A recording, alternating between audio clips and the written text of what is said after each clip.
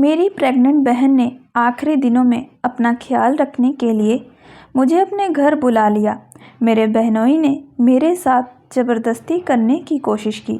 मैंने डर कर सब कुछ अपनी बहन को बता दिया, लेकिन बहन बोली, तुम्हें यह सब करना ही होगा, वरना गैरों के दिए गए जख्म अपनों से ज़्यादा तकलीफ़ ज़्यादा नहीं होते जितने अपनों के दिए घाव होते हैं। मेरे साथ भी कुछ ऐसा ही हुआ। मेरी ये कहानी आपके रोंगटे खड़ देगी कि किस तरह मेरी बर्बादी के पीछे कोई गैर नहीं, मेरी अपनी ही। मेरा नाम अस्मा है। हम दो ही बहन थी और मेरी बड़ी बहन जेबा की शादी के वक्त मैं सिर्फ 15 साल की थी। हम दोनों बहनों के दरमियान उम्र का फ़र्क बहुत ज़्यादा था, लेकिन जेबा बाजी मेरी एक बहन थी, इसलिए उसकी शादी के वक्त मेरा रो रो कर बुरा हाल हो गया। मेरे बहनोई शाहिद ने मुझे रुखसती के वक्त प्यार से अपने पास बिठाया और मेरा हाथ पकड़कर कहने लगा, अस्मा, रोने की क्या बात है? साली तो आदि घरवाली होती है, तो तुम्हारा जब दिल चाहे हमारे घर चली आना। शाहिद भाई की बात सुनकर मैं खुश हो गई। बाजी शादी होकर दूसरे शहर गई थी। शाहिद भाई कहने लगे, जब भी तुम अपनी बहन के पास आओगी, मैं खुद तुम्हें अपना शहर दिखाऊंगा और घुमाऊंगा। मैं ये अरमान जाग उठा था कि जब अपनी बहन के घर जाऊंगी, खूब मज़े करूंगी। बाजी की शादी को ऐसे ही साल गुजर गया, लेकिन मेरा उनके शहर ना जाना हो सका। पूरे साल बाद बाजी ने हमारे घर का चक्कर लगाया था और शाहिद भाई भी उनके साथ आए थे। वह बहुत ही अच्छे और मोहब्बत करने वाले थे। जितने दिन वह हमारे घर रहे, हर वक्त मेरे आगे पीछे रहते और मेरा बहुत ख्याल रखते। मेरा कोई भाई नहीं था, इसलिए मुझे उन सब से मोहब्बत हो गई थी। एक हफ्ता हमारे साथ गुजार कर बाजी वापस अपने ससुराल लौट गई। महीने बाद फिर बाजी का फ़ोन आया और उन्होंने बताया कि वह प्रेग्नेंट हो गई है। और यह खबर सुनकर मैं और अम्मी और अब्बू बहुत खुश हुए। बहुत टाइम के बाद हमारे घर में ऐसी खुशी आई थी, लेकिन बाजी बहुत ज़्यादा परेशान थी। वह अम्मी से कह रही थी कि वह अकेले दूसरे शहर में इस हालत में नहीं रह सकती, क्योंकि उन्हें परेशानी हो रही है और डॉक्टर ने आराम का मशवरा दिया है। यह सब सुनकर मम्मी बहुत ज़्यादा परेशान हो गई, क्योंकि मेरी बड़ी बहन मम्मी को बहुत ज़्यादा पसंद थी।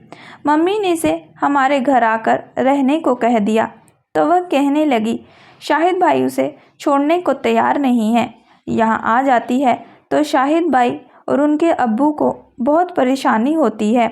वैसे भी 1-2 महीने की बात नहीं थी, अभी तो पूरे 9 महीने बाकी थे।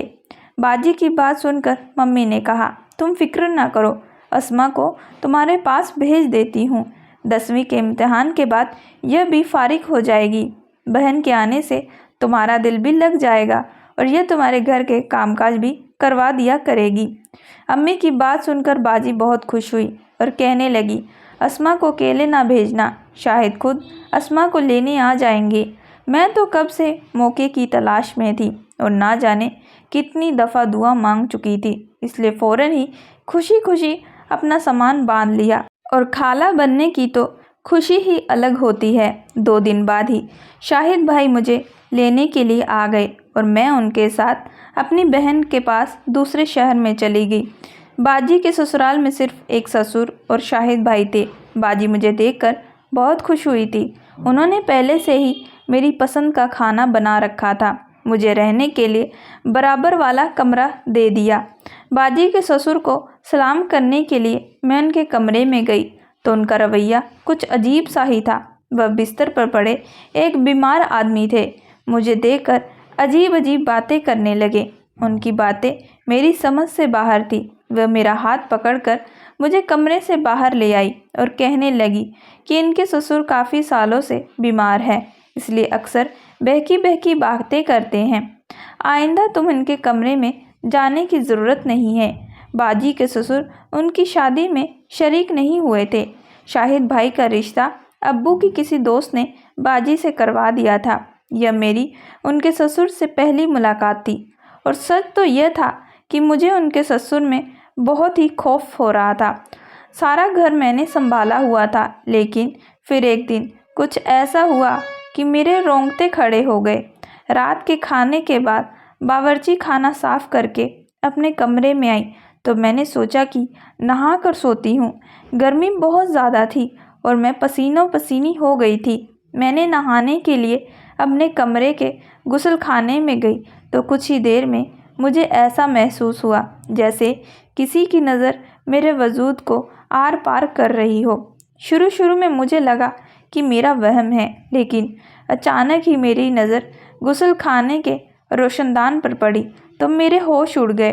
कोई साया सा मुझे नज़र आया था और मुझे यकीन हो गया था कि कोई छुप छुप कर मुझे देख रहा था। यह बात मेरे होश उड़ा देने के लिए काफ़ी थी। मैंने जल्दी से अपने कपड़े पहने और भागती हुई कमरे से बाहर निकली। बाजी के कमरे में पहुंची तो वहां शाहिद भाई और बाजी आराम से एक साथ बिस्तर पर लेटे हुए थे। मैंने जल्दबाजी में उन दोनों का दरवाज़ा खटखटाना ही भूल गई थी। वह दोनों एक साथ बैठे हुए थे। उन दोनों को देखकर मुझे शर्मिंदगी हुई। शाहिद भाई फ़ौरन उठकर बैठ गए और कहने लगे, आ जाओ अस्मा, दरवाजे पर क्यों खड़ी हो?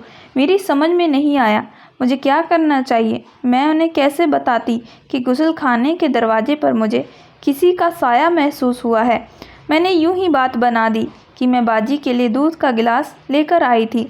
बाजी कहने लगी, तुम जाकर आराम करो, अब बाकी जो भी काम होगा मैं शाहिद से कह दूंगी। मैं अपने कमरे में वापस आने लगी तो मेरी नज़र बाजी के ससुर पर पड़ी, जो बाहर से घर के अंदर दाखिल हो रहे थे। मुझे बहुत ही अजीब नज़रों से देख रहे थे। वह कहने लगे, तुम बहुत खूबसूरत हो, अपना ख्याल रखा करो। उनकी यह बात सुनकर मेरे बदन में झंझरी सी हो गई। मैं सोच भी नहीं सकती थी कि वह मुझसे इस तरह की कोई बात कह सकते हैं। मैं घबरा कर फ़ौरन अपने कमरे में चली गई और सारी रात यूं ही जागते जागते गुजार दी। बाजी ने तो कहा था कि उनके ससुर बीमार हैं और वह सारा दिन कमरे में ही रहते हैं, तो फिर वह इतनी रात को लॉन में क्या कर रहे थे? यह बात बहुत अजीब सी थी। अगले दिन शाहिद भाई सुबह दफ्तर जाते हुए नाश्ते की मेज पर आए और कहने लगे, अस्मा, मैं शाम को जल्दी आऊँगा, तुम शॉपिंग के लिए बाज़ार ले जाऊँगा, तुम शाम तक तैयार रहना। यह कहते कहते अचानक ही करीब आकर उन्होंने मेरे गाल पर हाथ फेरा और दफ्तर के लिए निकल गए। उनके इस अंदाज पर मैं चौंक गई। बाजी भी पीछे ही खड़ी थी, लेकिन वह कहने लगी, शाहिद तुमसे बहुत मोहब्बत करते हैं, तुम भी उनका ख्याल रखने की कोशिश किया करो, क्योंकि आजकल मैं उनका ख्याल नहीं रख पा रही हूँ, वह बहुत ज़्यादा थक जाते हैं। बाजी की बात सुनकर मैंने कहा, आप फिक्र न करें, मैं शाहिद भाई का ख्याल रखूँगी। शाम को मैं अच्छी तरह तैयार हो गई तो शाहिद भाई मुझे शॉपिंग के लिए ले गए। उन्होंने बाजी से भी कहीं ज़्यादा मेरे लिए ख़रीदारी कर ली थी। मैं बहुत खुश थी, लेकिन मुझे क्या मालूम था यह खुशी बस कुछ दिनों की मेहमान है। उस रात मैं बहुत थक कर लौटी थी और खाना खाते ही अपने कमरे में जाकर बेखबर सो गई। आधी रात को अचानक ही लाइट चली गई और गर्मी के एहसास से मेरी आंख खुली तो मुझे ऐसा महसूस हुआ जैसे मेरे बिस्तर पर कोई मौजूद हो। अंधेरा इस कदर था कि मुझे कुछ दिखाई नहीं दे रहा था और फिर अचानक ही किसी ने मुझ पर हावी होना शुरू कर दिया। मेरा दम घुटने लगा, मैं चीख भी नहीं सकती थी, लेकिन जब मुझे महसूस हुआ कि मेरे साथ कुछ बहुत गलत होने वाला है तो मैंने अपनी पूरी जान लगाकर अपने ऊपर से उस इंसान को ज़ोर से धक्का दिया और शायद उसे मुझसे धक्के की उम्मीद नहीं थी। वह एकदम ही पीछे हटा तो मैं भागकर कमरे में निकल गई। मुझे अब तक कुछ दिखाई नहीं दे रहा था, अंधेरा बहुत ज़्यादा था, लेकिन मैं कैसे भी करके बाजी के कमरे में पहुंच गई। वहां जाकर मैंने बाजी को आवाज़ दी तो वह कहने लगी, अस्मा, तुम परेशान ना हो, शायद यह अभी लाइट देखने के लिए गए हैं। अक्सर हमारे यहाँ लाइट चली जाती है। थोड़ी देर बाद लाइट आ गई। वह कहने लगी, तुम भी बहुत डरपोक हो, जरा सा अंधेरे से घबरा गई हो, मेरा ख्याल कैसे रखोगी? बाजी की बात सुनकर मैंने कहा, ऐसी बात नहीं है, मेरे कमरे में कोई था इसलिए मैं डर गई थी। मेरी बात सुनकर वह ज़ोर ज़ोर से हंसकर कहने लगी, शाहिद मेरे साथ मेरे कमरे में थे और मेरे ससुर तो कमरे से निकलते ही नहीं। अंधेरे की वजह से तुम डर गई होगी और कोई बात नहीं है। मुझे समझ में नहीं आ रहा था कि मैं बाजी को किस तरह यकीन दिलाऊं कि मेरे कमरे में वाकई कोई मौजूद था, लेकिन वह कौन हो सकता था, यह बात मुझे समझ में नहीं आई थी। अगर शाहिद भाई बाजी के साथ थे तो फिर मेरे साथ कमरे में कौन था? पहले रोशनदान पर पड़ने वाला साया और अब किसी कमरे में किसी की मौजूदगी, इन सब ने मुझे परेशान करके रख दिया था। लाइट ठीक करके शाहिद भाई कमरे में आए। मैं बाजी को परेशान नहीं करना चाहती थी, क्योंकि अम्मी ने मुझे समझा कर भेजा था कि डॉक्टर ने टेंशन लेने से मना किया है। मैं डरते डरते वापस अपने कमरे में आ गई। नींद तो मुझे लेटे ही आई थी। मैं सोच रही थी किसी न किसी बहाने से घर वापस लौट जाऊं। अगले दिन शाहिद भाई किसी काम से थोड़ी सी देर के लिए दोपहर के वक्त दफ्तर से घर लौट कर आए। उस वक्त बाजी दवाई खाकर अपने कमरे में गहरी नींद सो रही थी और मैं किचन में मौजूद थी, खाने की तैयारी कर रही थी। शाहिद भाई किचन में ही चले आए और मुझे पीछे से कसकर अपनी बाहों में जकड़ लिया। मुझे उनसे इस तरह की उम्मीद नहीं थी। मैं हड़बड़ाकर खुद को उनसे छुड़ाने की कोशिश करने लगी। वह कहने लगे, तुम इतनी खूबसूरत हो कि तुमसे नज़र हटाने को दिल नहीं करता। बहुत मुश्किल से मैंने खुद को उनसे छुड़ाया और किचन से भाग कर जाने ही लगी तो शाहिद भाई बड़ी ही बेबाकी से कहने लगे कि तुम नहाते हुए बहुत हसीन लग रही थी। मेरे मोबाइल फ़ोन में तुम्हारी वीडियो मौजूद है। शाहिद भाई की बातों ने मेरी रूह खींच ली थी। मैं सोच भी नहीं सकती थी वो इस कदर घटिया इंसान होंगे। मैंने रोते हुए शाहिद भाई की तरफ देखा तो वह कहने लगे, बस मैं प्यार और मोहब्बत की बात करना चाहता हूँ। जैसे ही शाहिद भाई ने मेरी तरफ कदम बढ़ाया, मैं भागते हुए अपने कमरे की तरफ गई और ख़ुद को लॉक कर लिया। मैं पूरी तरह कांपने लगी। मैं शाहिद भाई का ये रूप आज देखा था, इससे पहले कभी नहीं देखा था। मैं तो उन्हें भाई समझती थी, लेकिन वह तो मेरी इज्जत के दुश्मन थे। पता नहीं कैसे कब उनकी नज़र मुझ पर थी और मैं गौर भी नहीं किया था। इस कदर घबराई हुई थी कि बाजी की तबीयत का सोचे बिना ही मैंने शाहिद भाई का सारा सच बता दिया। बाजी ने एक नज़र मुझ पर डाली और दूसरी शाहिद भाई पर और गुस्से में शाहिद भाई से कहने लगी, तुम कैसे मर्द हो, एक 15 साल की लड़की को भी काबू नहीं कर सकते। उसने पिछले एक हफ्ते से तुम्हें नाच नचाया हुआ है और तुम अभी तक कुछ नहीं कर पाए। बाजी की बात सुनकर मेरे कदमों तले से ज़मीन निकल गई। मैंने हैरत से पूछा कि आप क्या कह रही हैं? बाजी के चेहरे पर एक अजीब सी मुस्कुराहट आई और वह मेरा हाथ पकड़कर मुझे अपने साथ अपने कमरे में ले गई। मैं परेशान होकर बाजी को देख रही थी। बाजी ने मुझे अपने पास बिठाया और मेरे बालों में हाथ फेरकर कहने लगी, देखो अस्मा, मेरी बात गौर से सुन लो। मैं शाहिद का सारा सच जानती हूँ, लेकिन जो वह तुम्हारे साथ करना चाहता है वह तुम्हें करना ही होगा। मैं गुस्से में उठकर खड़ी हुई और मैंने बाजी से कहा कि आप कैसी बातें कर रही हैं? क्या आप जानती हैं कि आपका शौहर मेरे साथ क्या करना चाहता है?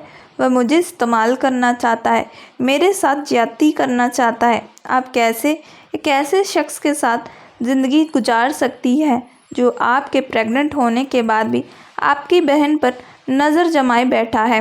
वो आपको और आपके बच्चों को सारी ज़िंदगी क्या देगा? मेरी बात सुनकर बाजी कहने लगी, तुम शाहिद के साथ वह सब कुछ करना ही होगा जो वह तुमसे चाहता है, वरना वह कभी बाप नहीं बन सकेगा। बाजी की बात सुनकर मैंने कहा, आप कैसी बातें कर रही हैं?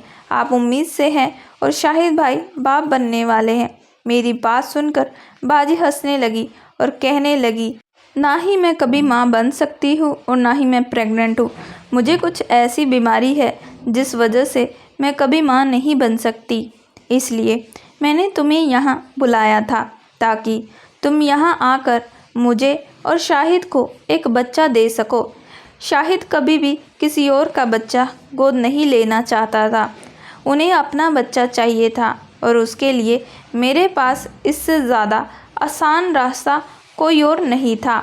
मैं शाहिद से बहुत मोहब्बत करती हूँ और उसे किसी भी कीमत पर छोड़ना नहीं चाहती। इसलिए मैं चाहती हूँ कि तुम प्रेग्नेंट हो जाओ और मेरी और शाहिद की ज़िंदगी में बच्चे की इस कमी को पूरा कर दो। मैं तो अब तक शाहिद भाई को अपना मुजरिम समझ रही थी, लेकिन मेरी बहन भी इस गंदे खेल में बराबर की हकदार थी। अपना घर बचाने की खातिर मेरी बहन ने मेरी ज़िंदगी को बर्बाद कर दिया था। मैंने अपनी बहन के आगे हाथ जोड़ दिए और उनसे कहा मुझे घर वापस भेज दे, लेकिन मेरी बहन ने मेरी एक ना सुनी और रात को अंधेरे में मुझे अपने पति के बिस्तर पर पेश कर दिया।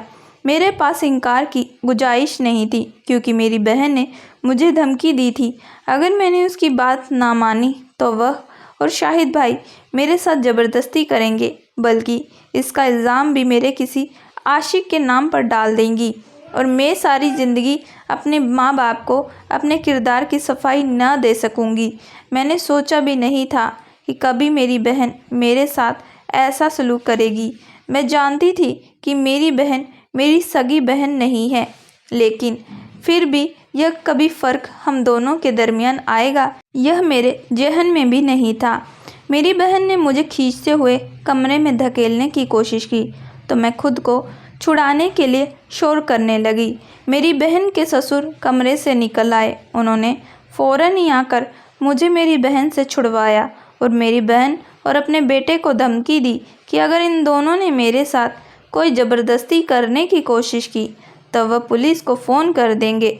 शाहिद भाई गुस्से में अपने अब्बू के साथ बदतमीज़ी करने लगे, लेकिन उनके अब्बू किसी भी तरह मुझे अकेला छोड़कर पीछे ना हटे और मुझे अपने कमरे में ले गए। वह कहने लगे, बेटा, मुझे पहले दिन से ही शक था कि इन दोनों की नीयत में खोट है।